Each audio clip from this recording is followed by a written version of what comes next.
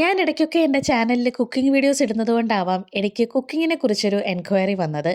After all കുറേ ദിവസങ്ങൾക്ക് ശേഷമാണ് എനിക്ക് ഇൻസ്റ്റാഗ്രാമിൽ ഒരു എൻക്വയറി വരുന്നതും. അപ്പോൾ ക്വസ്റ്റ്യൻ ഇതൊന്നും ആയിരുന്നില്ല. എന്നോട് ചോദിച്ചത് ഇതാണ്: കുക്കിംഗ് ഞാൻ ഇവിടെ വന്നതിന് ശേഷമാണോ പഠിക്കുന്നത്, അതോ നാട്ടിൽ വന്നതിന് ശേഷം നാട്ടിൽ നിന്നേ പഠിച്ചിരുന്നോ എന്നുള്ളതാണ് ചോദിച്ചത്.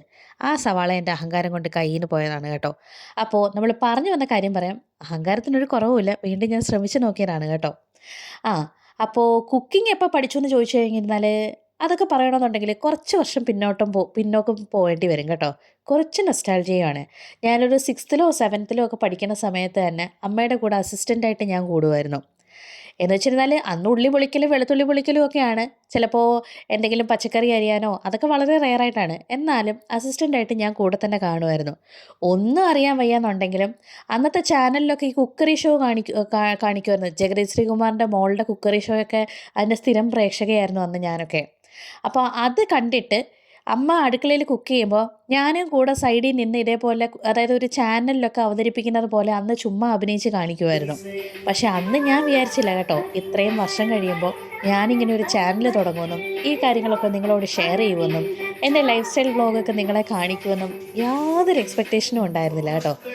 ആ കാണിക്കുന്ന ഡാൻസ് ഒന്നും കണ്ട് നിങ്ങൾ വിഷമിക്കേണ്ട. നമ്മൾ എന്ത് കാര്യം ചെയ്യുമ്പോഴും എൻജോയ് ചെയ്ത് ചെയ്യണം എന്നാണല്ലോ. അത് കാരണം പാട്ടൊക്കെ ഇട്ട് ഞാൻ എൻജോയ് ചെയ്ത് കുക്ക് ചെയ്യുന്നതാണ് ഇടയ്ക്കാണ് കാണുന്നത് കേട്ടോ. ആകെ കൂടി ഈ ഒരു ലൈഫല്ലേ ഉള്ളൂ. അപ്പോൾ വെറുതെ ഓരോ കാര്യങ്ങളോർത്ത് വിഷമിച്ചിരിക്കുന്നതിലും നല്ലത് ഉള്ള സമയത്ത് നല്ല സന്തോഷമായിട്ടിരിക്കുക എന്നുള്ളതാണ്. അപ്പോൾ ബാക്ക് ടു കുക്കിംഗ്. അപ്പോൾ അതിൻ്റെ കാര്യം പറയുകയാണെന്നുണ്ടെങ്കിൽ സ്കൂൾ ഡേയ്സ് തൊട്ടേ തന്നെ ഞാൻ കുഞ്ഞു കുഞ്ഞു പണികളൊക്കെ പഠിച്ചു.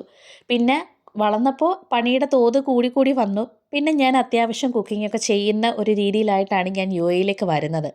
അങ്ങനെ യു എയിൽ ഇവിടെ വന്നതിന് ശേഷം തനിച്ച് ഇവിടെ ഞാനും ഹസ്ബൻഡും നിൽക്കാൻ തുടങ്ങിയപ്പോഴാണ് ഞാനൊരു മെയിൻ ഷെഫായിട്ട് മാറിയത്. അപ്പോൾ കുക്കിങ്ങിൻ്റെ ആക്ച്വലി ഉള്ള ഫുൾ ക്രെഡിറ്റ്സ് പറയുകയാണെന്നുണ്ടെങ്കിൽ അത് എൻ്റെ സ്കൂൾ ഡേയ്സ് തന്നെയാണ്. അമ്മ തന്നെയാണ് എൻ്റെ എൻ്റെ ഷെഫ് ആർട്ടിസ്റ്റ് ആരാന്ന് ചോദിച്ചിരുന്നാൽ അമ്മ തന്നെയാണ് കേട്ടോ.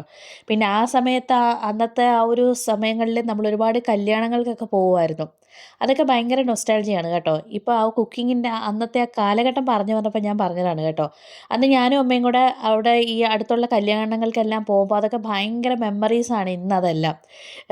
ഇങ്ങനെ ഒരേ വലിപ്പത്തിൽ കട്ട് ചെയ്ത് വെച്ചേക്കുന്ന ഹലുവ പീസസും, അതേപോലെ കല്യാണത്തിന് ഇങ്ങനെ വെച്ചേക്കുന്ന ഒരു ഡിസ്പോസിബിൾ പ്ലേറ്റിനകത്ത് വെച്ചേക്കുന്ന പൂവമ്പഴം.